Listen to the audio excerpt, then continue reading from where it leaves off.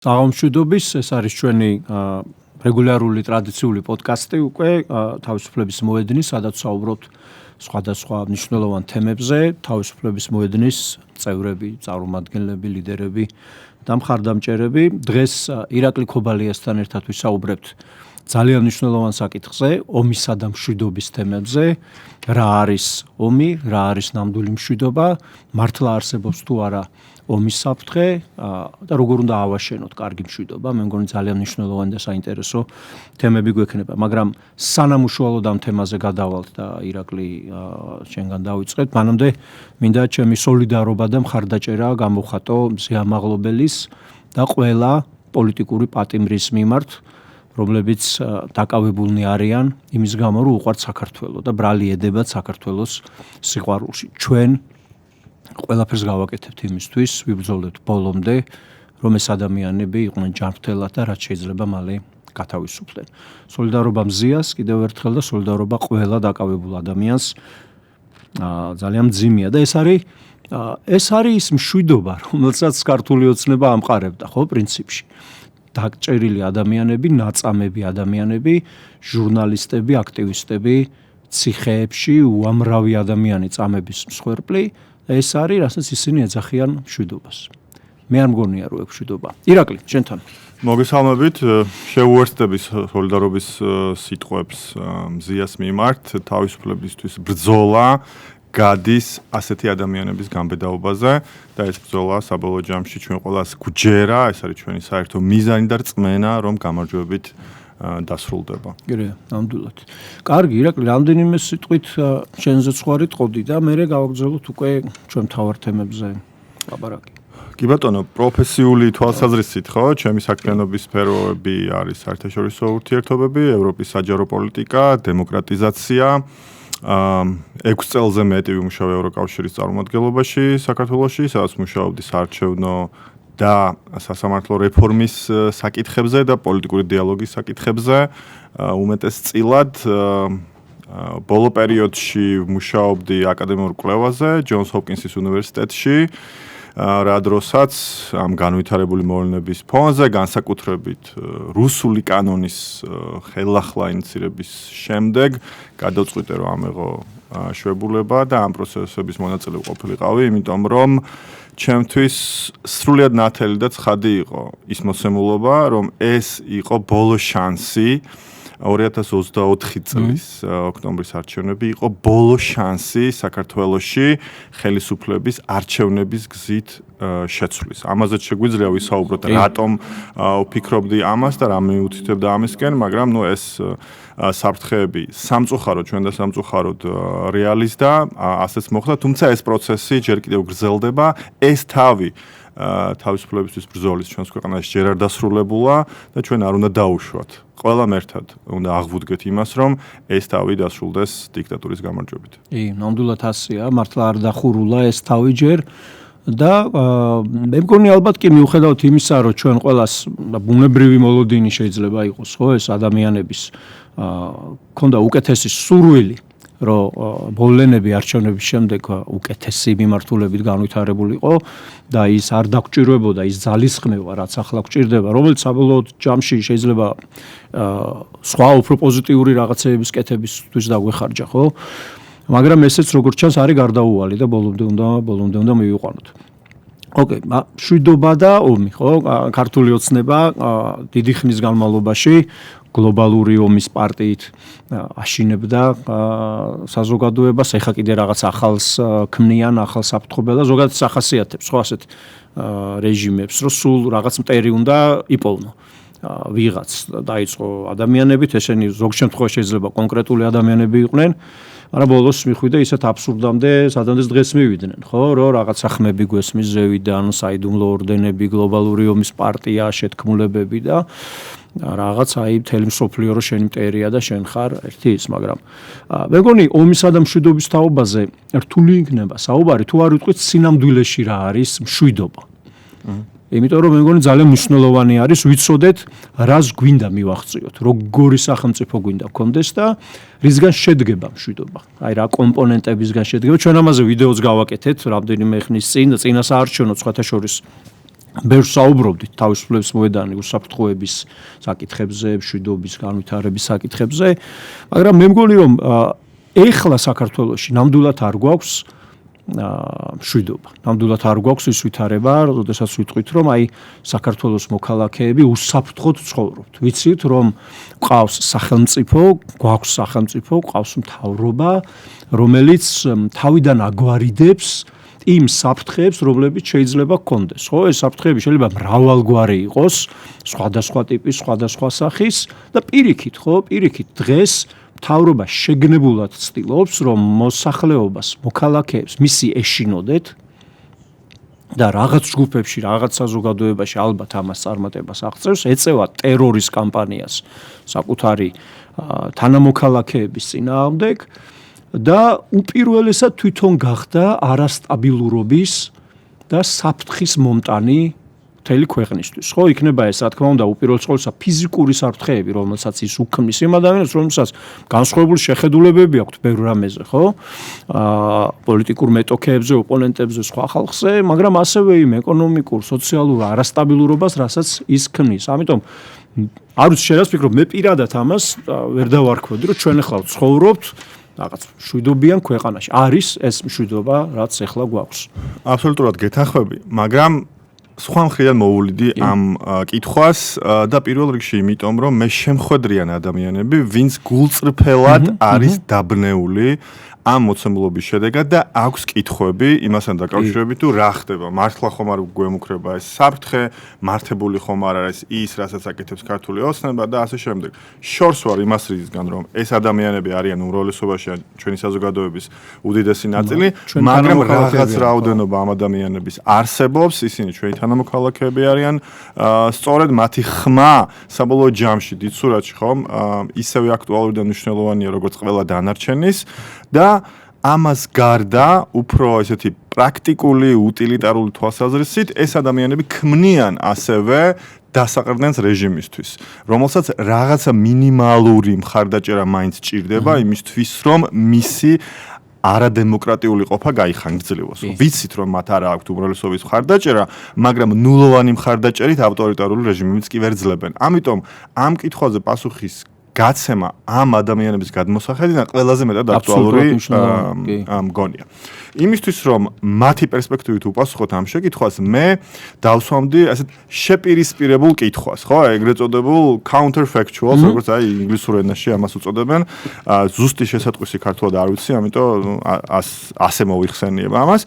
აი დავსვამდი ასეთ შეკითხვას, როდის გამოიყენა პირველად ქართულმა ოცნებამ მითი გლობალური ომის პარტიის შესახებ, დაეხმარა თუ არა ეს მითი ქართულ ოცნებას, რომ არჩევნები გაეყალბებინა და მისი მანიპულირება მოეხდინა, ან როგორც მინიმუმ შეესუსტებინა წინააღმდეგობა არჩევნების გაყალბების წინააღმდეგ გამხედრებული ადამიანების და პროტესტის ტალღის, ანუ ეხმარებოდა თუ არა ეს ყველაფერი მას, ეხმარება თუ არა ქართულ ოცნებას დღეს მითი გლობალური ომის პარტიის შესახებ იმაში, რომ შეინარჩუნოს ძალაუფლება და თუ კი პასუხი არის დადებითი, თუ კი ეს ამაში ეხმარება ქართულ ოცნებას, მაშინ ხომ არ არის სწორედ ეს იმის მიზეზი, რომ ქართული ოცნება ამ მითებს იყენებს. ანუ ხომ არ გვაქვს გამოგონილ რეალობასთან საქმე, რომელიც ემსახურება სულ სხვა მიზნებს. მოტივაცია და კონტექსტი არის ძალიან მნიშვნელოვანი, როგორც სისხლის სამართალში, ხო, დანაშაულის დადგენისას, ისე პოლიტიკაში და ისე ზოგადად ცხოვრებაში. ხანახარ რთულია ხოლმე ერთი შეხედვით გავარჩიოთ, რასთან გვაქვს საქმე, თუ კი არ შევხედათ უფრო დეტალურად, ხო, არ შევეცდებით გავარკვიოთ, თუ რა არის იმ ადამიანების მოტივაცია, ვინც არიან ამ ქმედებების უკან. ეხლა რომ შევხედოთ თვითონ ამ მითს გლობალური ომის პარტიის შესახებ, ცხადია, არც ეს არის გამოგონილი ქართული ოცნების მიერ, ეს სიტყვა წყობა, ეს ტერმინოლოგია არსებობდა იქამდე და ნიშანდობლიებია ისიც, რომ ის როგორც წესი გამოიყენებოდა ყოველთვის ამერიკის შეერთებული შტატების კრიტიკის დროს. ანუ იმის სათქმელად, რომ ამერიკა არის ძალა, რომელიც ინტერვენციებს ახორციელებს მსოფლიოს სხვადასხვა წერტილში, ხო? და იმ ადამიანების ჯგუფს კოლექტიურად, ინდივიდუალურად მათი დასახელების გარეშე, იმიტომ რომ მათი იდენტობა, ხო, უცნობია, არ არსებობს, მაგრამ იმისთვის რომ შევქმნათ, ეს წარმოადგენა, რომ არის ესეთი ჯგუფი ადამიანების, ვინც ამ ყველაფერს უკან უდგას, შეიქმნა ეს სიტყვათ წყობა, ეს ტერმინი გლობალური ომის პარტია, რომელიც უბრალოდ გადმოაკოპირა ქართულმა ოცნებამ. ხო, კონტექსტი სრულიად სხვა არის, არაფერი კავშირი იმასთან არ აქვს, გარდა იმისა, რომ არის მიმართული ქართული ოცნების შემთხვევაში არა მხოლოდ ამერიკის შეერთებული შტატების, არამედ ევროკავშირის წინააღმდეგაც. მან გააფართოვა, ხო, ეს კონსპირაციის თეორია, მთელი დასავლური სამყარო მოაქცია ამ კონსპირაციის თეორიის ფარგლებში, თქვა რომ დასავლეთი არის საფრთხე და აი ქართული ოცნება არის ის ერთადერთი ძალა, რომელსაც შეუძლია რომ ეს საფრთხე გაანეიტრალოს. ეს არის აბსოლუტურად აბსურდული ცნება, თუ კი ეს ასეთი ძლევამოსილი ორგანიზაციაა, რომელიც მსოფლიოს სხვა მიმართულებით ატრიალებს, მაშინ ალბათ იმასაც შეძლებდნენ, რომ ქართულ ოცნებას გამკლავებდნენ. მაგრამ სიმართლე იმაშია, რომ ასეთი ჯგუფი არ არსებობს, ეს არის გამოგონილი კონსტრუქცია, კონსპირაციის თეორია იმისთვის, რომ ავტორიტარულმა ჯგუფმა ან ერთმა ადამიანმა, რასთან უფრო ახლოს ვართ ჩვენ, ანუ ჩვენი მოცემულობა დღეს, ხო, მართვის რეჟიმი, რომელიც საქართველოშია, ბერად უფრო გავს, ან უახლოვდება სულთანისტურ დიქტატურას, იმ ტიპის მმართველობას, სადაც ერთი ადამიანი წყვეტს ყველაფერს და არა პოლიტიკური პარტია ან ადამიანების ჯგუფი. სწორედ ამას ემსახურება, ხო? ეს ყველაფერი და მე შემიძლია კიდევ უფრო მეტად გავშალო და სხვა ისტორიული პრეცედენტების მაგალითზე ვისაუბროთ იმაზე, თუ რატომ და რა ფორმით ეხმარება ასეთი მითები ავტორიტარულ ძალებს, რომ შეინარჩუნოთ ძალაუფლებაზე კონტროლი. მე მგონი ძალიან მნიშვნელოვანია ეგ და უნდა გავშალოთ ამ ჩვენი პოდკასტის უპირატესობა ეგეც არის, რომ შეგვიძლია ვრცლად ვისაუბროთ რაღაც საკითხებზე და აუცილებლად ეგ უნდა გავაკეთოთ. აი შენ ევროკავშირი ახსენდა, ალბათ ევროკავშირი არის ყველაზე კარგი მაგალითი იმისა, თუ როგორ უნდა შეიქმნას ნამდვილი მშვიდობა, ხო?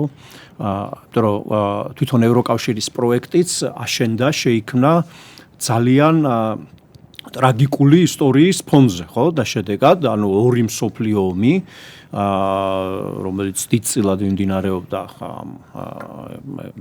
ევროპის ტერიტორიაზე და ერთ-ერთი მთავარი დასკვნა, ხო, რაც მაშინ ევროპის ლიდერებმა გააკეთეს, იყო ის, რომ იმისათვის, რომ შენ გქონდეს სტაბილური ნამდვილი მშვიდობა, საჭიროა არა მხოლოდ აი ამ მშვიდობის, ან უსაფრთხოების რაღაცა ესეთი უხეში განზომილების გაძლიერება, როგორც არის შეიარაღებული ძალები და ამ შემდეგ, ხო? აი იგივე საერთაშორისო ურთიერთობებში, რაც მე უსაფრთხოების დილემას იწვევს ხოლმე, ხო? ერთი ქვეყანა ძლიერდება, მე მეორე ფიქრობს, რომ ის ძალიან გაძლიერდა, ის უნდა გაძლიერდეს, რაც კლასიკური ამბავია, ხო? მე იწყება მეტოქეობა, რომელიც გადადის კონფლიქტში და ამ შემდეგ მიხვდენ, რომ ეს არ არის საკმარისი იმისთვის, რომ თავი იგრძნო უსაფრთხოდ, ხო?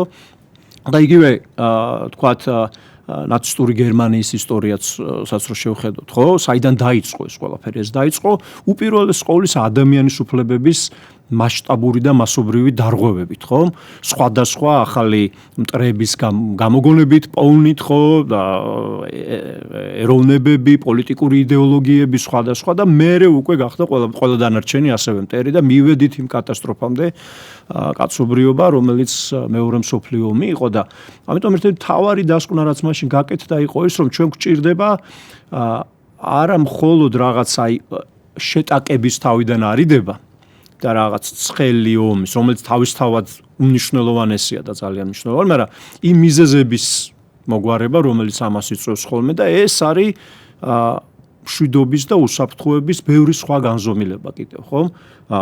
ადამიანური, ეკონომიკური, სოციალური, რომლის გარეშე, სადაც ადამიანი ვერ გრძნობს თავს უსაფრთხოდ, ხო? აი მშვიდობა ჩემთვის ასევე არის ძალიან დაკავშირებული უსაფრთხოების შეგრძნებასთან. არა მხოლოდ იმასთან, რომ რაღაც უშუალოდ აი მყისიერად ეხლა არ მემუქრება საფრთხე, არამედ ის, რომ მე ვიცი, რომ მე ვარ უსაფრთხოდ, მე ვიცი, რომ ვერც გარედან და ვერც შიგნიდან ჩემ უსაფრთხოებას ვერ დაარღვევს რაღაც რყევები, ხო? და უპირველეს ყოვლისა, რომ ჩემი სახელმწიფო არ გახდება ჩემი უსაფრთხოების მთავარი მტერი. აი ამიტომ ევროკავშირი პრინციპში არის ამის ნათელი მაგალითი, ხო? პრინციპში ქვეყნები, რომლებიც გამოირჩეოდნენ ძალიან მასშტაბური კონფლიქტებით ერთმანეთთან, გადაიქცნენ მშვიდობის ყველაზე წარმატებულ პროექტებად, ეკონომიკური ინტეგრაციით, ადამიანის უფლებების დაცვით, კანონის უზენაესობით, ოღონდ ეს კანონის უზენაესობა ასევე ადამიანის უფლებების დაცვის პრინციპებზე იდგა, ხო? თავისთავად რაღაც კანონი შეიძლება ნებისმიერი გამოსცე და განახორციელო, რომელსაც არაფერი საერთო არ ექნება.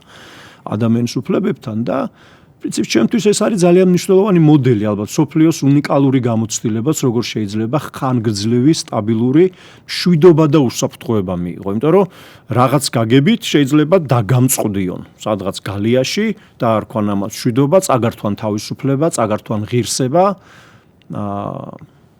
და იცხოვრო ასე ნამდვილად ასეა ევროკავშირი არამხოლოდ არის ხო ესეთი უპრეცედენტო მასშტაბური რეგიონული მშვიდობის მაგალითი და ამ მიზნის მიღწევის უნიკალური მაგალითი ხო ამ მასშტაბში ის ასევე არის შესაძლებლობა ჩვენთვის იმიტომ რომ ჩვენ ვიმყოფებით ამ რეგიონში ამ არეალში და შეგვიძლია ჩვენი თავი ვიპოვოთ იმ ერების თანამეგობრობაში რომლებიც ქმნიან იმ სისტემას, რომელზეც შენი საუბრე.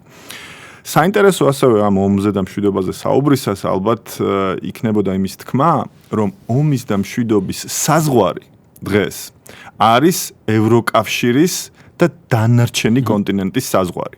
ჩვენ რომ ავიღოთ ის ქვეყნები, რომლებიც ჩვენს გარშემო არიან, რომლებიც არიან ევროპის კონტინენტზე, შუა აღმოსავლეთში, ჩრდილოეთ ევროპაში, ძალიან დიდ რადიუსში ჩვენს გარშემო და გავაწილოთ ის ქვეყნები, რომლებსაც არათუ შორეულ წარსულში, არათუ მე-20 საუკუნეში, 21 საუკუნეში განიცადეს ომი, განიცადეს მასობრივი რეპრესია, განიცადეს ხელისუფლების გადატრიალების ქმედითი მცდელობა, ხო? ანუ ამის გამოცდილება ჰქონდათ 21 საუკუნეში, ხო, ბოლო 25 წლის მანძილზე. ყველა ასეთი ქვეყანა რომ გავაწილოთ, აღმოვაჩენთ, რომ ყველა ქვეყანა ევროკავშირის საზღვრის გარეთ არის სწორედ ასეთი. უკლებლივ ყველა. ომის და მშვიდობის საზღვარი სწორედ გადის რუსეთის სამეზობლოსა, რუსეთსა და ევროკავშირს შორის. ხო, ანუ ეს მოცემულობა, ხო, ეს მარტივი ვიზუალიზაცია, რომელსაც რუკაზე შეგვიძლია შევხედოთ და განვასხვაოთ. სად არის სინათლე, სად არის სიბნელე, წესით უნდა გვეუბნებოდეს მარტივად იმას, თუ საითკენ უნდა მივდიოდეთ ჩვენ. და ამის მაგალითებიც არსებობს, ხო? იმ ზომის ქვეყნების თუ გნებავთ, როგორც ჩვენ ვართ. დაახლოებით იმ გეოგრაფიული მოცემულობის ქვეყნების, როგორც ჩვენ ვართ, რომლებმაც გაარღვიეს ეს წითელი სივრცე და გავიდნენ სამშვიდობას. ჩემთვის ასეთები პირველ რიგში არიან ბალტიის ზღვის ქვეყნები, რომლებიც არიან რუსეთის მეზობლები, ხო? რომლებსაც რუსეთი ხედავდა როგორც საკუთარი გავლენის სფეროს. ვერავინ იტყვის, რომ ან თუ გნებავთ იგივე ფინეთი.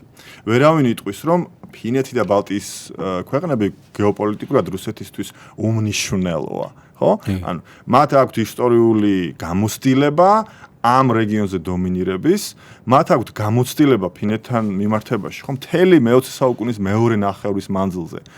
მათთვის საგარეო პოლიტიკის წესრიგის კარნახის, შიდა სუვერენიტეტში ჩარევის ხარჯზე, მათთვის ტერიტორიის წართმევის ხარჯზე და ეს აწლეულების მანძილზე გრძელდებოდა. და იმის თქმა, რომ რუსეთს არ ადარდებს, რომ აღიდგინოს კონტროლი ამ ტერიტორიაზე, იქნებოდა სრული გულუბრყვილობა და ალბათ არ ვიცი, ოპონენტები ოპოზიციის თუ გნებავთ ქართული ოცნების ლოიალისტებიც კი ასეთ რამეს არ იტყონდნენ. მაგრამ ჩვენ ვხედავთ, რომ ეს ქვეყნები, ხო, ფინეთის შემთხვევაში ნატოს წევრი გახდა ფინეთი, სულ რაღაც ორი ნაკირი უფრო ნაკლები 2 წლის წინ დაახლოებით. ბალტიის ქვეყნები ევროკავშირის წევრი ქვეყნები არიან, ნატოს წევრი ქვეყნები არიან. მათ არანაირი პრობლემა უსაფრთხოების მიმართულებით, ხო? ანუ ესეთი პირდაპირი საფრთხე არ ქონიათ. ანუ ეს არის მაგალითი იმის, რომ ქვეყნები, რომლებიც აღწევენ ამ მოჯადოებულ წრეს, გადიან რუსეთის გავლენის სფეროდან, აღწევენ მშვიდობას და კეთილდღეობას და იქ უკვე რუსეთი მათთვის ნაკლებად წარმოადგენს საფრთხეს. მათგან უნდა ავიღოთ ჩვენ მაგალითი, იგივე გზა უნდა გავიაროთ, თან ეს ყველაფერი ისტორიის ხელის გულზეა. ჩვენ ბევრად უფრო სწრაფად და ჩქარა შეგვიძლია ეს ყველაფერი გავაკეთოთ და ამ მიზნებს უფრო მოკლე დროში მივაღწიოთ, განსაკუთრებით დღეს და ახლა, როდესაც მოცემულობა საერთაშორისო სცენაზე ამის შესაძლებლობას იძლევა. როდესაც კარები გახსნილია, როდესაც ჩვენ გვეძახიან და ეს შესაძლოა სიფრთხილით, შესაძლოა დიდი ყურადღებით და კონცენტრაციით და ზედმეტი რისკების გარეშე გასავლელი პერიოდი წინ გვაქვს, მაგრამ ამის იქით არის ის, რაც არის ჩვენი ყველას საერთო მიზანი, ხო? მაგრამ ამის გაკეთება შეუძლებელია, თუკი ჩვენ ცხოვრობთ ავტორიტარულ სისტემაში. თუკი ჩვენ ცხოვრობთ ისეთ სისტემაში, სადაც სასამართლო ეკუთვნის ერთ ადამიანს, თუკი ჩვენ ცხოვრობთ ისეთ სისტემაში, სადაც ჟურნალისტს შეიძლება ფეხი ჩაარტყან თავში მთელი ქვეყნის დასანახად და მერე ეს არავინ გამოიძიოს და ასე შემდეგ, აღარ ჩამოვთვლი იმ ყველაფერს, რაც დღეს ჩვენს გარშემო ხდება, მაშინ ეს მიზანი მიუღწეველია. და თუ კი ეს ასეა და ამაზეც ალბათ ნაკლებად ხის დავა, ქართული ოცნებაც კი არ საუბრობს იმაზე, რომ ჩვენ უნდა ვიყოთ არადემოკრატიული ძალა, ხო? მაგრამ არავინ აღიარებს, არც ერთი ავტორიტარი მთელ მსოფლიოში არ გეტყვით, რომ ის არის დიქტატორი. რომ ის აშენებს ავტოკრატიას. ყველა ჩემულობს დემოკრატიას, მათ შორის პუტინი რუსეთში. ამიტომ ისინი ამას ცხადია არ აღიარებენ, მაგრამ ჩვენ ხომ ხედავთ, რომ ისინი ამ მიზანს გვაშორებენ. შესაბამისად, ამ მოცემულობიდან ჩვენ შეგვიძლია გარკვეული დასკვნები გავაკეთოთ. რა არის მთავარი ამოცანა ქართული ოცნებისთვის? არის თუ არა ეს უსაფრთხოება და მშვიდობა, როგორც ისინი ამას გვეუბნებიან, თუ არის ძალაუფლების შენარჩუნება და მუდმივი კონტროლი, რასაც ჩვენ ახლა ვხედავთ. იმიტომ რომ ეს ორი ერთმანეთთან არის შეუთავსებელი. კი, და ნამდვილი თავისუფლება, ისე როგორც ნამდვილი დემოკრატია, რა თქმა უნდა, ასე არ კეთდება, ასე არ შენდება ეს საქმე, ხო? იცი, ეხლა შენ რო საუბრობდი, მე გამახსენდა ზუსტად ის, რასაც წლების წინ ვასწავლით ხოლმე დემოკრატიის სკოლებში და პრინციპში აი სტაბილურობის კვლევებიც კეთდება ხოლმე, ხო? და ძალიან ავტორიტეტული ორგანიზაციები იკვლევენ ხოლმე აი იმ ფაქტორებს, რომლებმაც შეიძლება შექმნან, რომლებმაც შეიძლება დაარღვიონ უსაფრთხოება ამა თუ იმ ქვეყანაში, სტაბილურობა და დაემუქრო მშვიდობას, ხო? და აქ ბევრი ფაქტორია, საგარეო ფაქტორები არის, მაგრამ ასევე ძალიან მნიშვნელოვანი სხვა ფაქტორებია, რომლებიც ჩვენთვის ძალიან მნიშვნელოვანი და საგულისხმოა, როგორც არის მაგალითად, რა ვიცი, ეკონომიკური საკითხები, პოლიტიკური საკითხები და სულ შთამბეჭდავი იყო ხოლმე ეს ჩვენი მსმენელებისთვის, როდესაც ხვდებოდით ხოლმე, რომ აი 2009 წლიდან საქართველოს ყველაზე მომატებული რისკი, რაც ემუქრებოდა სტაბილურობას ამ ქვეყანაში და შესაბამისად მშვიდობას, იყო შიდა პოლიტიკური მდგომარეობა, რომელიც 2009 წლიდან მოყოლებული ბევრად აჭარბებდა აი ამ გარე ფაქტორებს და გარე რისკებს. იმიტომ რომ შიგნით ჩვენი სისტემა იმდენად მყიფე იყო, იმდენად დამოკიდებული იყო პიროვნებებზე, იმდენად დამოკიდებული იყო რაღაც სიტუაციებზე და არა ინსტიტუტებზე, კანონების დაცვაზე და დემოკრატიულ პრაქტიკაზე, რომ ეს უფრო მაღალი რისკის მატარებელი იყო ხოლმე, აი მშვიდობის ფონდი იკვლევს ხოლმე ამ საკითხებს, ვიდრე ნებისმიერი სხვა და პრინციპში ეს არის ერთ-ერთი მთავარი პრობლემა ჩვენთვის. სხვა ქართული ოცნება, რასაც თავაზობს, სხვა მშვიდობის გარანტად ქართული ოცნება, რას ეუბნება ამ მომრჩევლებს და იმ ადამიანებს, ვისაც მათი სჯერავთ, ხო? რომ მშვიდობის გარანტია ქვეყანაში არის არა კანონის უზენაესობა, არა ძლიერი არმია ან ჯარი, იმიტომ რომ ეს განსაკუთრებით დაგვისვლა, ხო, პრაქტიკულად ყველა საგარეო მხარდაჭერა, რომელიც მოდიოდა, როგორ იყო პრინციპში განაწილებული, ხო ეს, ვთქვათ, ხელფასები, მიმდინარე ხარჯები იყო საქართველოს ბიუჯეტის ნაწილზე დიდწილად და ეს აღჭურვა, წვრთნა, მომზადება ძირითადად საგარეო დახმარებით მოდიოდა ჩვენი პარტნიორებთან ორმხრივი თანამშრომლობის შედეგად. ეხლა ესენი გაქრა. ეს აღარა გვაქვს ახლა, იმიტომ რომ მათთვისაც უკვე ხიფათის მომტანია, ხო, აი ესეთ პარტნიორთან ურთიერთობა.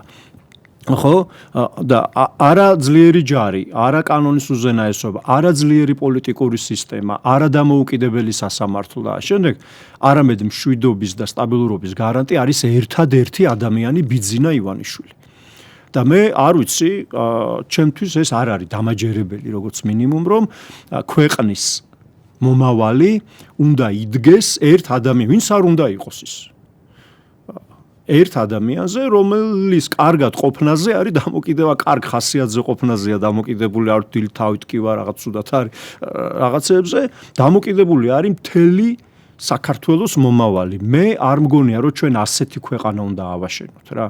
მე მგონია, რომ ჩვენ უნდა ავაშენოთ ქვეყანა, სადაც მოქალაქის უსაფრთხოებას, მოქალაქის მშვიდობას დაიცავს ისეთი პოლიცია, რომელიც პარტიის ხელმძღვანელს კი არ ელოდება, რომ იმან უთხრას, რომ მიდი ეხლა ცემე ვიღაც ან დასაჯე.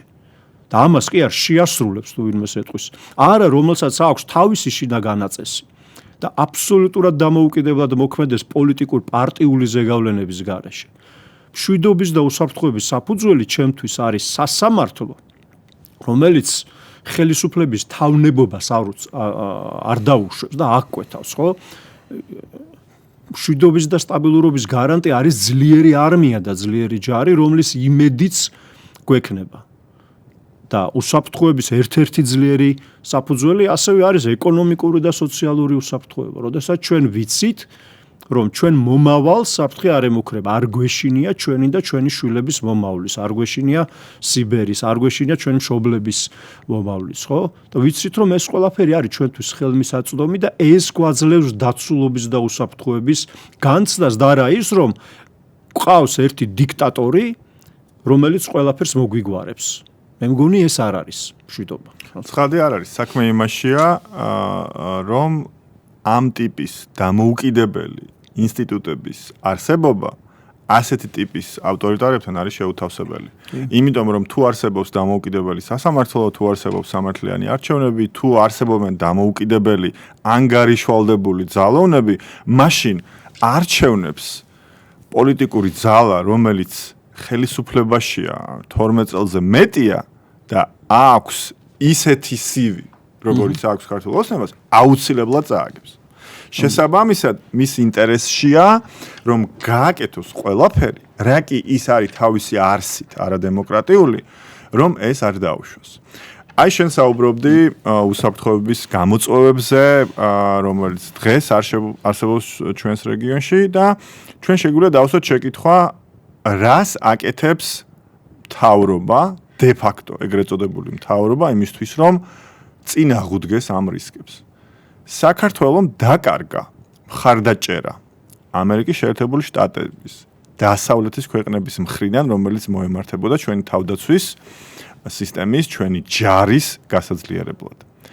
ამის ფონზე სულ ბოლო პერიოდის მონაცემებს თუ გამოვაკლებთ, რომელზეც ცნობა არ მაქვს. საქართველოს ხარჯავს თავდაცვაზე იმდენს, რამდენსაც 2012 წელს ხარჯავდა. ანუ გავიდა ამდენი დრო. რისკები, როგორც ისინი თვითონვე გვეუბნებიან. ესე წარმოუდგენლად გაიზარდა. არსებობს ეგრეთ წოდებული გლობალური ომის პარტია, არსებობს რევიზიონისტული რუსეთი, რომელიც თავს ესხმის დიდ მეზობელ სახელმწიფოს. ომია პრაქტიკულად ყველგან ჩვენს გარშემო და რას აკეთებს საქართველო?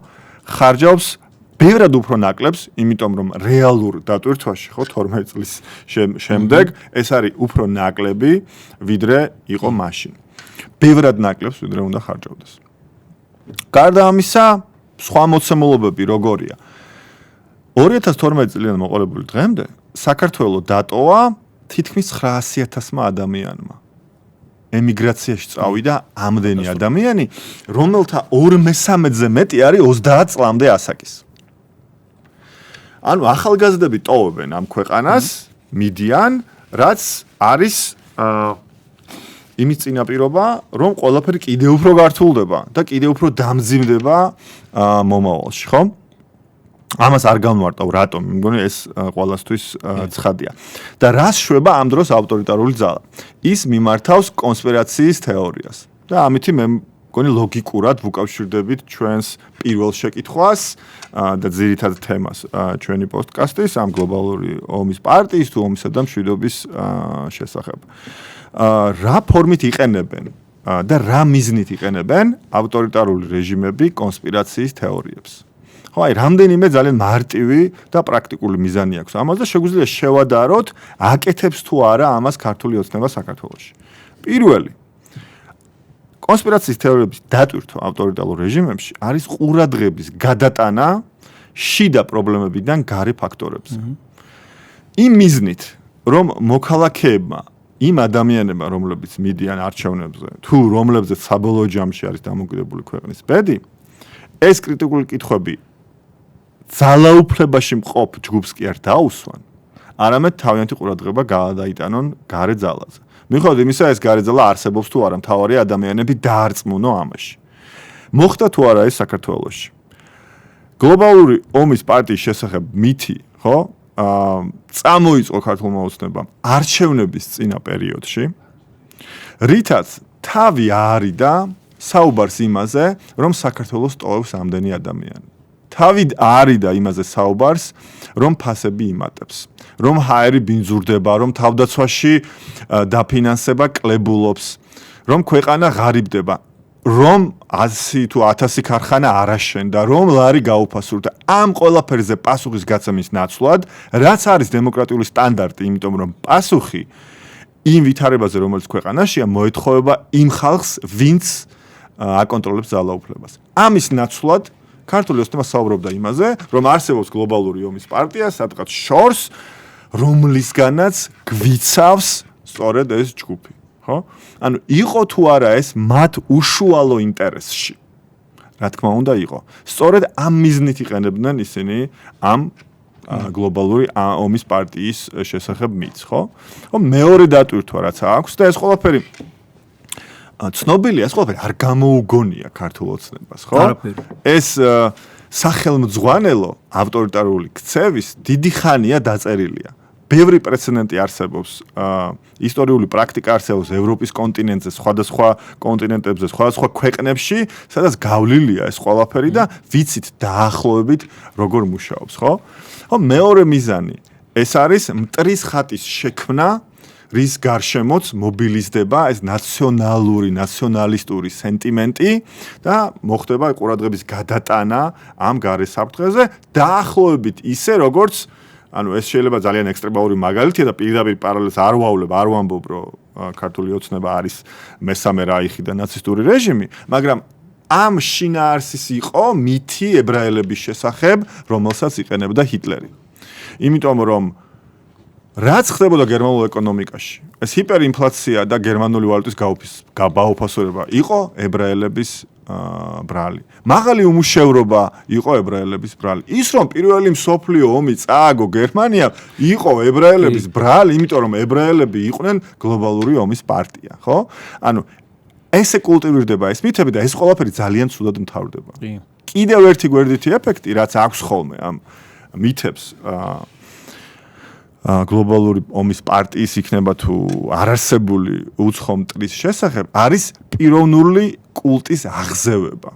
ხო, აი მას აკეთებს, ცდილობს რომ გააკეთოს აი მადურო ვენესუელაში, რომელიც ამბობს, რომ ყველა გასაჭირი, რომელიც არის ვენესუელაში, იმის ბრალი კი არ არის, რომ ქვეყანაში არის კორუფციული კარტელები, რომ სამხედროები და მენავთობეები ყლეფენ ამ ქვეყნის ეკონომიკას.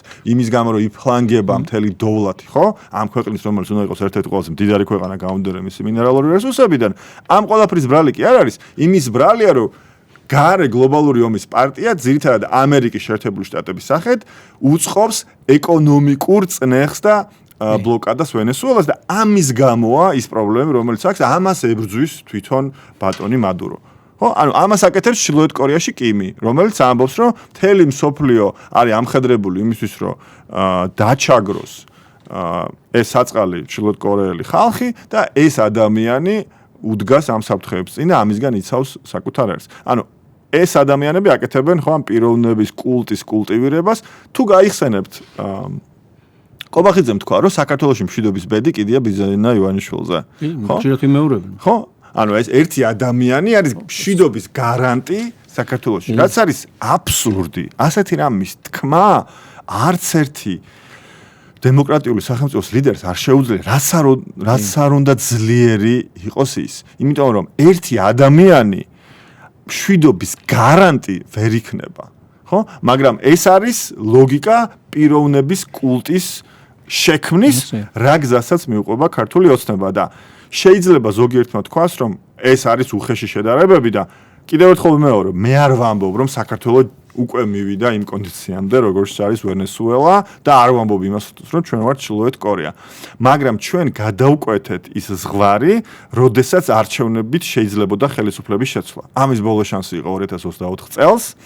ეს ასეა, იმიტომ რომ ყველა ინსტიტუტი, რომელიც არსებობს იმისთვის, რომ ადამიანებმა შეძლონ საკუთარი ნების გამოხატვა, ხო? და რეალიზება. ყველა კონცენტრირდა ქართული ოცნების ხელში, ხო? ისინი აკონტროლებენ ძალაუფლების და ხელისუფლების სამივე შტოს, ისინი აკონტროლებენ ძალოვნებს, ის შემაკავებელი ინსტიტუტები, ხო, რომლებიც არსებობს სამოქალაქო საზოგადოების, ოპოზიციის, სახალხო დამცველის თუ აკადემიური რესურსის სახით, ასევე არიან დარტყმის ობიექტები ქართული ოცნების მხრიდან. ანუ ეს არის მათი შემდეგი ნაბიჯი. და როდესაც ისინი ამასაც გაანეიტრალებენ, უკვე წარმატებით დასრულდება ის ეტაპი, როდესაც ჩვენ ვიყავით ესეთი ნახევრად ავტორიტარული, თუ გნებავთ ნახევრად დემოკრატიული სისტემა და გავხდებით სრულად ავტორიტარული, დიქტატორული სისტემა. და ეს არის ძალიან სამწუხარო მოცემული, იმიტომ რომ ასეთი ქვეყნები ძალიან ცუდად ამთავრებენ, ხო? ამთავრებენ საბოლოო ჯამში ისე, როგორც ვენესუელა და ჩრდილოეთ კორეა. და ეს ქვეყნები, სადაც ესეთი რბილი ავტორიტარული რეჟიმები არსებობს, ერიდებიან ამას. ეს ქვეყნები ცდილობენ, რომ შეინარჩუნონ ეს რაღაცა ნაცრისფერი შუალედი, როდესაც არჩევნების ჯერ კიდევ ადამიანების დიდ ნაწილს ჯერა, როდესაც დემოკრატიული ფასადი არსებობს, როდესაც საერთაშორისო წნეხი არის ნაკლები, იმიტომ რომ ეს ჯერ არ არის იმ ტიპის დიქტატურა, ხო? იმისთვის რომ ძალაუფლებაში ყოფნა გაიხანგრძლივონ. მაგრამ მოხდა ისე, რომ ქართულმა ოცნებამ ეს კრედიტი გაფლანგა, იმიტომ რომ მათ მოუწიათ ამ ზღურის გადაკვეთა. შეიძლება შეცდომის შედეგად, შეიძლება ბუნებრივი მოვლენათა განვითარების შედეგად, მაგრამ მათ გადაკვეთეს უკვე ეს ზღვარი და მთელი სიჩქარით უკვე მიისწრაფიან სრული ავტორიტარიზმისკენ. და აი შიგნითაც არა აქვთ, ხო, ეს დაბალანსების სისტემა, იმიტომ რომ რასაც სიტყვის პარტიის საპატიო თავმჯდომარე ალბათ კამათს არ ექვემდებარება, ხო? და შესაბამისად მივედით იქ, სადაც მივედით, ანუ პარტიული და ძალაუფლების განაწილების ამბავია, მაგრამ აი ერთ-ერთი საკითხი და რაღაც შეკითხვებით შემოდის ზოგიერთი მესენჯერშიც და ისეც არის ის, რომ აი ამ შიშმა და ამ პროპაგანდამ იმუშავა, არიან მართლა შენც აღნიშნე, მეც გეთანხმები იმაში, რომ საზოგადოების ნაწილი არ ვიცი ზუსტად რამდენია, მაგრამ რაღაც ნაწილი, რომელიც აი ამ შიშის ზემოქმედების ქვეშ მოექცა, ხო? ხა ჩვენც გვესმის ეს, რომ ხო, აბა ომი გინდათ, იმიტომ რომ თუ რაიმე ცვლილება მოხდება, მაშინ ომიც იქნება, ხო? და აი როგორ ავხსნათ ეს, რომ აი ესეთი პროპაგანდა მაინც ეფექტურია. ანუ ჩვენ რაღაცნაირად ავხსენით ამის ანატომია, ხო? რატომ და როგორ კეთდება ეს? მაგრამ რატომ იყიდებს ფეხს რაღაც საზოგადოების ჯგუფებში, რატომ ჯერათ ჩვენ თუ არ ვაღიარეთ, რომ არის საზოგადოებაში ნაწილი ადამიანების, რომელსაც ამის ჯერა, მაშინ ამ პრობლემას ვერ გადავლახავთ, ხო? და მე მგონი ერთ-ერთი რამ არის ის, რასაც შეიძლება დავარქვათ ალბათ თუ დემოკრატიის დეფიციტს რომ თავი დავანებოთ, იმიტომ რომ დემოკრატია ინფორმაციის ობიექტურად გავრცელება, სიცრუეზე უარის თქმა და შემდეგ ეს ცალკე საკითხია, მაგრამ ასევე ალბათ აი ის სიღარიბის ძალიან დიდი მასშტაბი, რაც ჩვენ გვაქვს და ეს დაუცველობის გამწვავებული შეგრძნება და ჩემი აზრით ეს ადამიანებს კიდევ უფრო მოწყვლადს ქმნის აი ესეთი სახელისუფლებო პროპაგანდის მიმართ და ასევე ნაკლებობა იმ უნარების, იმ ცოდნის მოდით ვთქვათ პირდაპირ იმ განათლებისაც, რაც საჭიროა იმისთვის, რომ აი ამ რთულ გარემოში ადამიანი გაერკვე, ან თუნდაც იმაში გაერკვე, რა არის სიცრუე, ხო? იგივე მედია წიგნიერების დეფიციტზე შეგვიძლია ვისაუბროთ, ხო?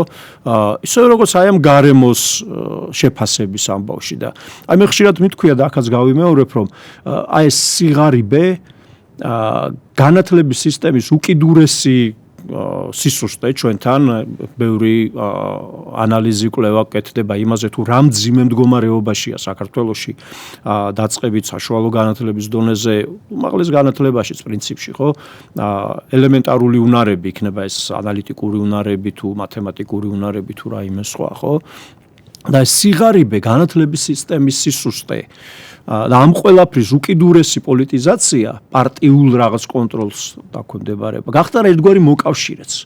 ქართული ოცნების, იმიტომ რომ რა თქმა უნდა უფრო განვითარებული, უფრო გაძლიერებული საზოგადოება, რომელსაც შეუძლია საკუთარი აზრი უფრო ადვილად, უფრო სწრაფად ჩამოაყალიბოს და ეს გააკეთოს არა მხოლოდ დიდ ქალაქებში, არამედ ყველგან და კონდეს იმისი შესაძლებლობა, იმისი უნარი, რომ ორგანიზდეს თვითონ, ხო? იქნება ეს ეკონომიკური უნარი თუ სხვა.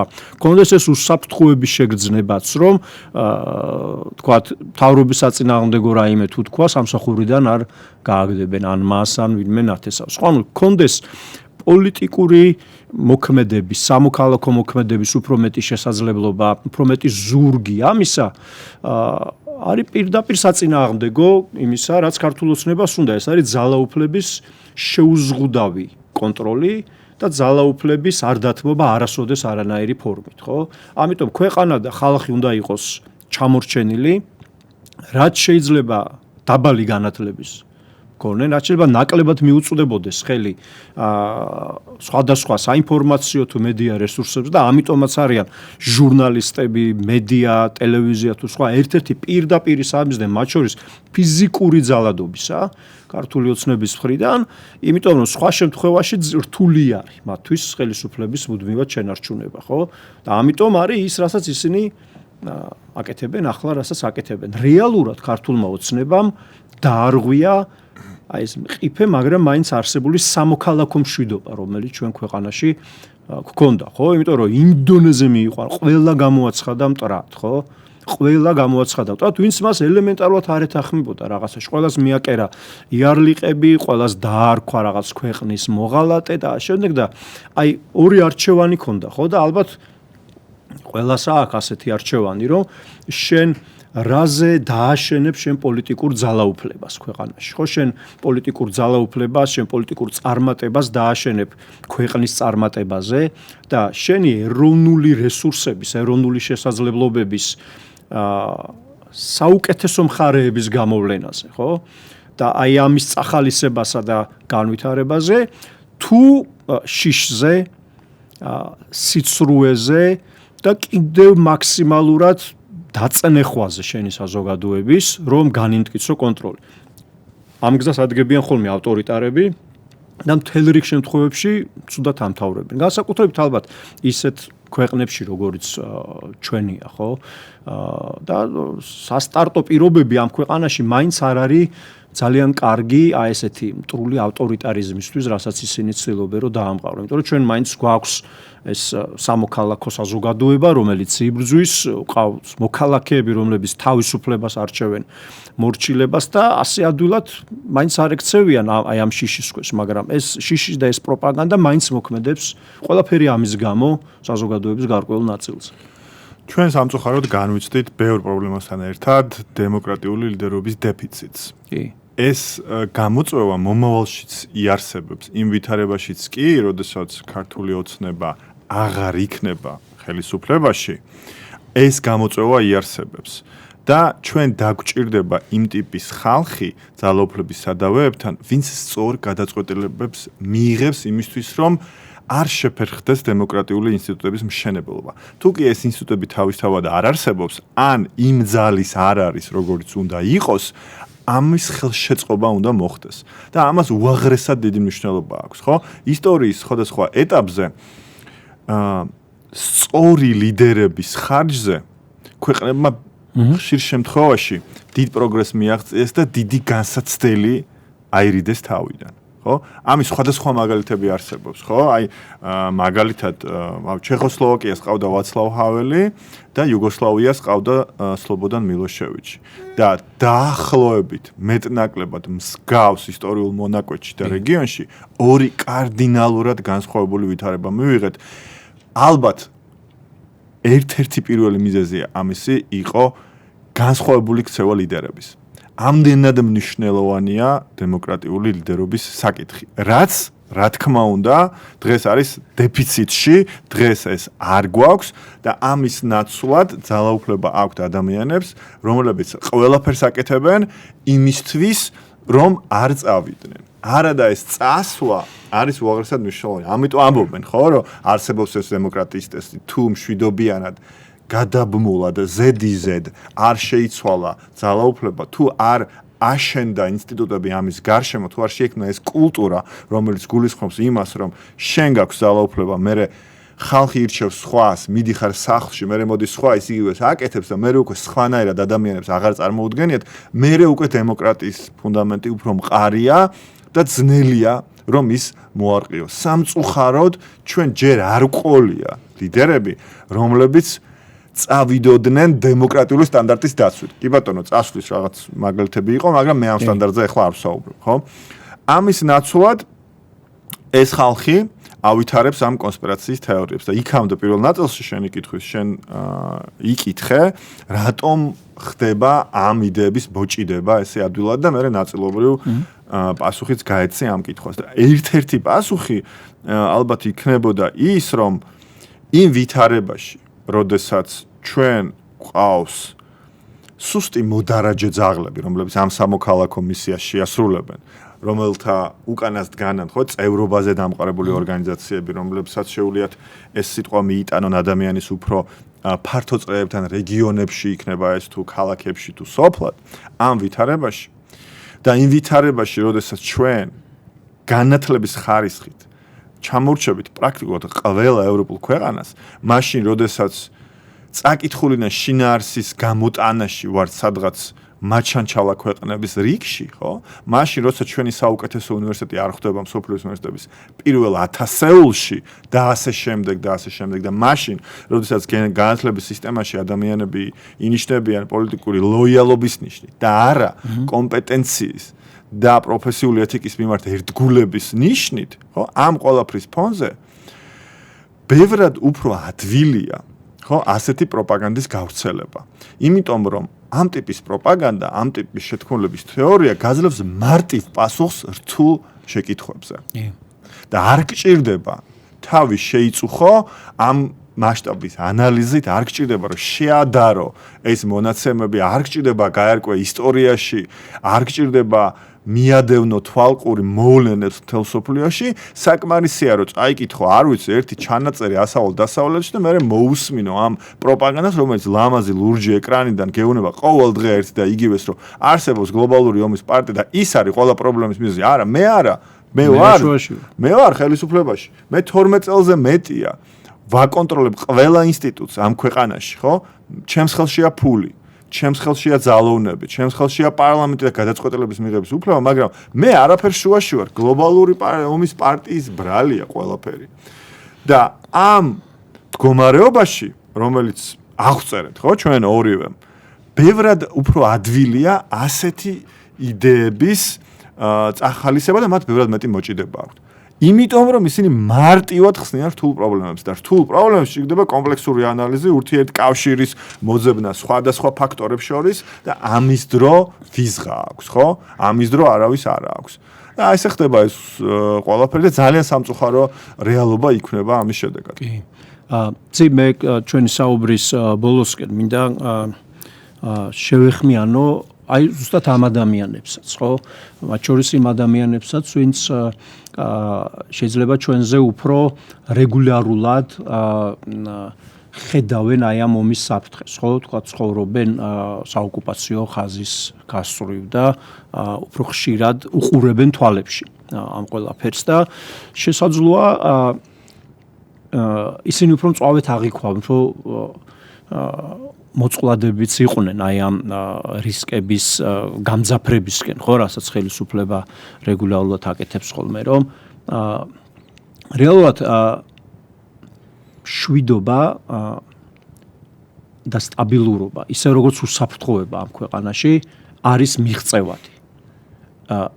ჩვენზე ბევრად უფრო რთული გარემოდან, ჩვენზე ბევრად უფრო რთული კონფლიქტებიდან, ჩვენზე ბევრად უფრო დიდი ნგრევისგან ამოსულან ის ქვეყნები, რომლებმაც შექმნეს ყველაზე წარმატებული მშვიდობის პროექტი მსოფლიოში, ხო, იგივე ევროკავშირზე ვსაუბრობთ ისევ, იმიტომ რომ იმ მასშტაბის ტრაგედია, იმ მასშტაბის ნგრევა, ის კატაკლიზმები, რაც მეორე მსოფლიო ომის დროს გამოიარდა, პირველი მსოფლიო ომის დრო მე ომთა შორის პერიოდიც ძალიან მძიმე იყო, მეორე მსოფლიო ომი, ხო? და ამ ქვეყნებში იმ ახალგაზრდები, ის ადამიანები, რომლებიც მეორე მსოფლიო ომის სანგრებში იბრძოდნენ, პენსიაზე გავიდნენ ერთ-ერთ ყველაზე მშვიდობიან, ყველაზე უსაფრთხო, ყველაზე დაცულ და ყველაზე მდიდარ ქვეყნებში. როგორ მოხდა ეს? ეს არ მოხდა იმით, რომ მათ ხელისუფლებაში მოიყვანეს კეთილი დიქტატორი, რომელმაც ფული დაურიგა ყველას, მტრებისგან დაიცვა თავისი გმირული გულით და ასე არა, ისინი მოვიდნენ ამ ქვეყნებმა მიაღწიეს ამ ყველაფერს იმით, რომ აირჩიეს დემოკრატიული ლიდერები ხელისუფლებაში და განამტკიცეს, ჩამოაყალიბეს, აღადგინეს იქ, სადაც მოშლილი იყო დემოკრატიული ინსტიტუტები. და ეს ჩემთვის ძალიან მნიშვნელოვანია და აი უბრალოდ რუკაზეც ჩანს, ხო? უბრალოდ რუკას რომ შევხედოთ, ჩვენ ნახავთ, რომ შედარებით მცირე ტერიტორიის ქვეყნები, სადაც არის მშვიდობა, სადაც არის ეკონომიკური განვითარება და სადაც არის ნამდვილი უსაფრთხოება. არის პრინციპში მხოლოდ დემოკრატიულ სამყაროში. სხვაგან არადემოკრატიულ სამყაროში ასეთ გამონაკლისებს, ასე ვთქვათ, იშვიათად შევხვდებით, იმიტომ რომ სწორედ ეს უსაფრთხოება, დაცულობა, მშვიდობა მოდის აი ამ დემოკრატიული ინსტიტუტებიდან და მე ამ ადამიანებს ესეც მინდა უთხრა, რომ ჩვენ შეგვიძლია მივაღწიოთ ნამდვილ უსაფრთხოებას, ჩვენ შეგვიძლია აღვადგინოთ, დავიბრუნოთ ჩვენი ტერიტორია და ჩვენი ხალხი, რომლებიც აი ამ საოკუპაციო ხაზს მიღმა ცხოვრობენ და ჩვენ შეგვიძლია აი ჩვენ თაობას შეგვიძლია ვიცხოვროთ უსაფრთხოებაში, ოღონდ ამისათვის გვჭირდება არა მტრობა და სიძულვილი, არამედ ქვეყნის დემოკრატიულ რელსებზე დაბრუნება და აი ამ ევროპული მშვიდობის ოჯახში შესვლა, რასაც ახლა წინ უდგას ქართული ოცნება და ბიძინა ივანიშვილი რა. აი ეს უნდა დავიჯეროთ ჩვენ, იმიტომ რომ ჩვენ არ უნდა მოვიტყუოთ თავი ახლაც ადამიანებს აწამებენ, იმიტომ რომ ამ ხალხმა ის თქვა, რასაც ჩვენ ახლა ვლაპარაკობთ, ჩვენ გაგვიმართლა, ახლა აქვს ხედავთ, ხო? თორე ეს ადამიანს ამას ამბობდნენ, ხო? და ამისთვის იბრძოდნენ მზია ამაღლობელი, სხვები, ვინც დღეს არიან, ზოგი შიმშილობს, ზოგი საპატიმროშია, ხო? ზოგი ნაცემია სასტიკად. ისინიც ამას ამბობდნენ, რომ ჩვენ გვინდა ევროპა, ჩვენ გვინდა დემოკრატია და არა ვიღაც ბატონი. და აი დემოკრატიით უნდა ავაშენოთ მშვიდობა და ამისთვის იბრძოდნენ. და ეს თუ არ დავიჯეროთ, რომ მიღწევადია, მაშინ ძალიან გაგვიჭირდება და ალბათ ჩვენი საქმეც არის ეს, ხო? და პოლიტიკური პარტიებისთვის მნიშვნელოვანი საქმეა, რომ ეს კიდევ უფრო კარგად განვუმარტოთ საზოგადოებას და დავარწმუნოთ ისინი იმაში, რომ ეს შესაძლებელია, ეს არ არის ზღაპარი, რომელსაც რაღაც უცხოეთიდან ჩამოსული ხალხი უყვება ვინმეს. ხო, ეს არის რეალობა, რომელიც ისტორიული გამოცდილება უკვე არსებობს, რომელიც ხელშესახებია, რომელსაც შეგვიძლია მივაღწიოთ და აუცილებლად უნდა მივაღწიოთ.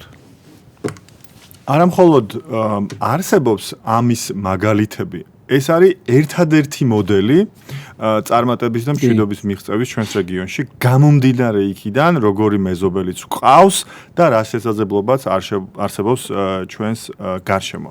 სხვა გზა, რომელმაც შეიძლება მიგვიყვანოს მშვიდობამდე, კეთილდღეობამდე, სამართლებრივ სახელმწიფომდე, უბრალოდ არ არსებობს, ხო?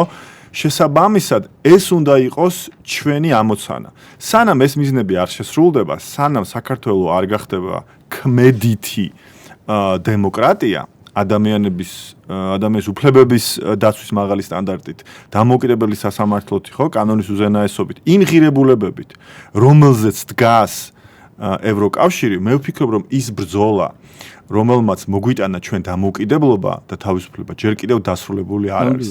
ეს არის მეორე ეტაპი, ალბათ გადამწყვეტი ეტაპი იმისთვის, რომ მოვიპოვოთ ის სიკეთეები, რისთვისაც თაობები იბრძოდნენ და რასაც ჩვენი უამრავი, უაღრესად ღირსეული, გმირი წინაპარი შეეწირა. და რა არის ამის ალტერნატივა, ხო? აი რა არის სხვა მოდელი, რასაც ცდილობს ქართული ოცნება, რომ შემოგვაჩეჩოს. არსებობს თუ არა წარმატების მაგალითი, აი სხვა მიმართულებით, ხო? ანუ რა შედეგი მიიღეს იმ ქვეყნებმა, რომლებმაც საკუთარი ასე ვთქვათ, კვერცხები ჩაალაგეს რუსეთის კალათაში. აი უახლოესი აი მაგალითად შევხედოთ სომხეთს, რომელმაც უარი თქვა საკუთარ განვითარებაზე 10 წლეულების მანძილზე, რომელმაც დაუთმო საკუთარი ტერიტორია რუსულ სამხედრო ბაზებს, რომელმაც პრაქტიკულად გადაუფორმა საკუთარი ეკონომიკა რუსებს და რა მიიღო? არაფერი. ეს დრო დაეკარგა, გაეფლანგა და ის ტერიტორიებიც დაკარგა. საბოლოო ჯამში ასრულებს ასე ყველა ის, ვინც მოკავშირეობას ეძებს რუსეთის წიაღში. ხო, რუსეთთან და ალბათ უნდა ვახსენოთ, ხო, ეს რუსები მიუხედავად იმისა, რომ უკვე დასასრულს მიუახლოვდა. კი, ჩვენ გვაქვს კიდე ცოტა გვიან დავიწყოთ შეგვიძლია. ჩვენი პოდკასტი.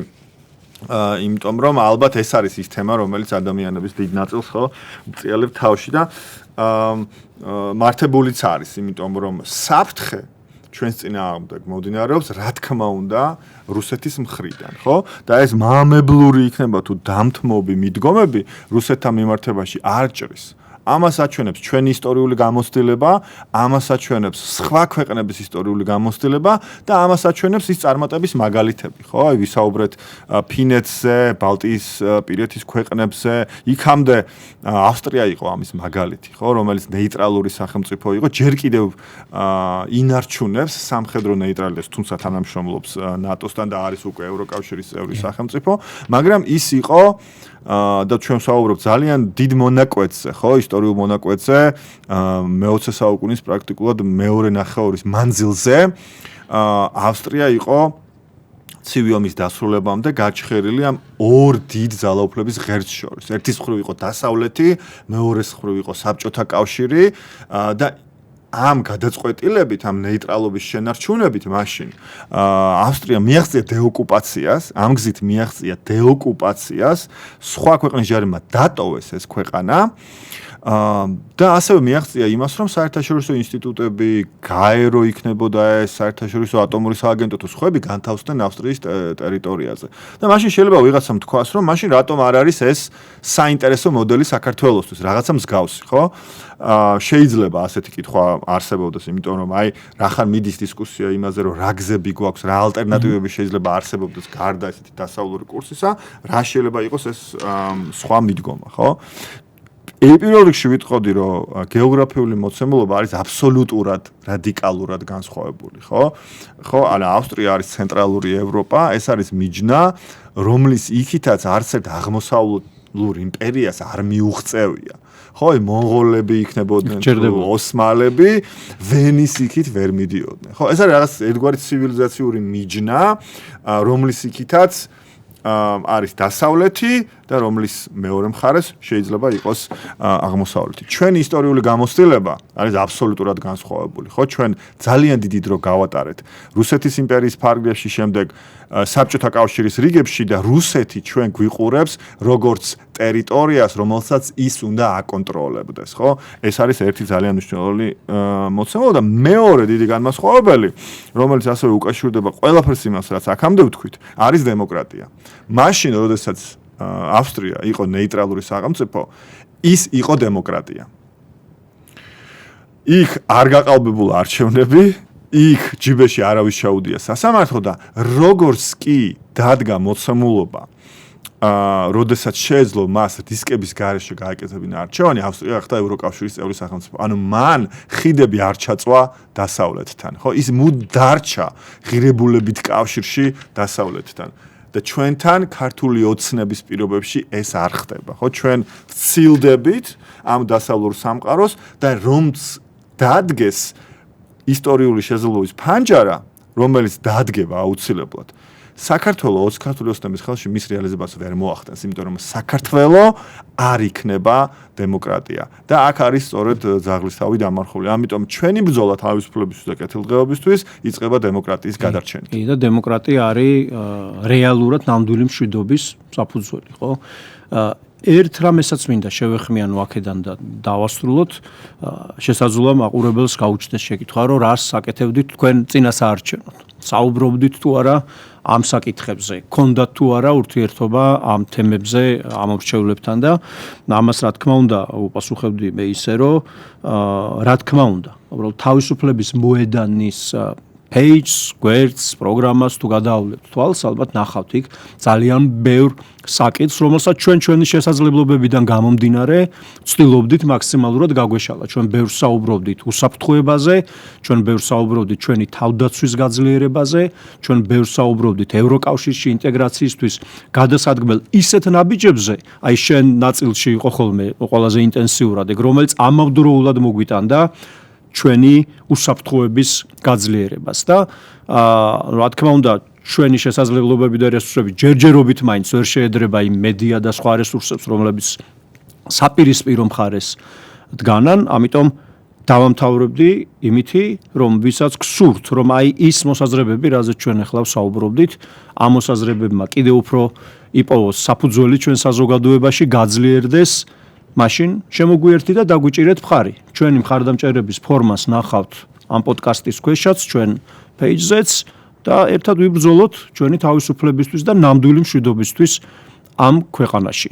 კიდევ ერთხელ სოლიდარობა და მხარდაჭერა სიამაღლობელს ყველა პოლიტპატიმარს, მალე ისინი უნდა იყვნენ თავისუფალი და მალე საქართველო უნდა იყოს ნამდვილი დემოკრატიული მშვიდობის მშენებლობის გზაზე. დიდი მადლობა ყველას.